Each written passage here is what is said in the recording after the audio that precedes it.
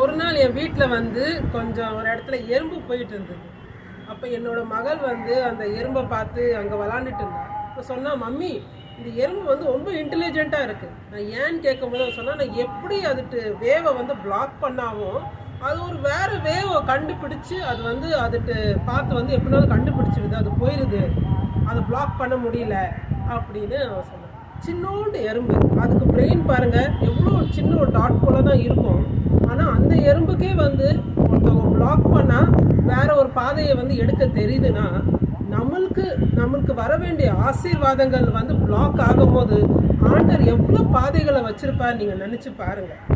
நம்ம எப்பயாவது நினைப்போம், இது என்னோட சோர்ஸ், இதுதான் என்னோட சோர்ஸ், இந்த சோர்ஸை வந்து ஆண்டவர் எப்படி ஆசீர்வதிப்பார்னு.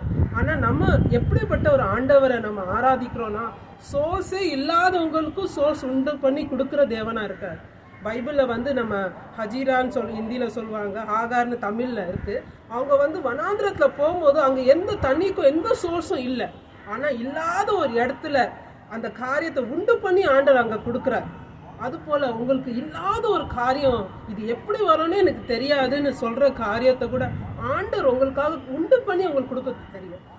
ஒன்றும் இல்லாததை வந்து உங்களுக்காக உருவாக்கி உங்களுக்கு கொடுக்க தெரியும். அதனால் நம்ம வேற அங்கும் பார்க்காம சங்கீதம் 121 1 and 2 எழுதியிருக்கபடி, என் ஒத்தாசை வரும் பர்வதத்தை நோக்கி நான் பார்க்குறேன், எங்கேருந்து எனக்கு வந்து ஒத்தாசை வரும், வானமும் பூமியும் உண்டாக்குன தேவன் கிட்டேருந்து உங்களுக்கு ஒத்தாசை வரும்.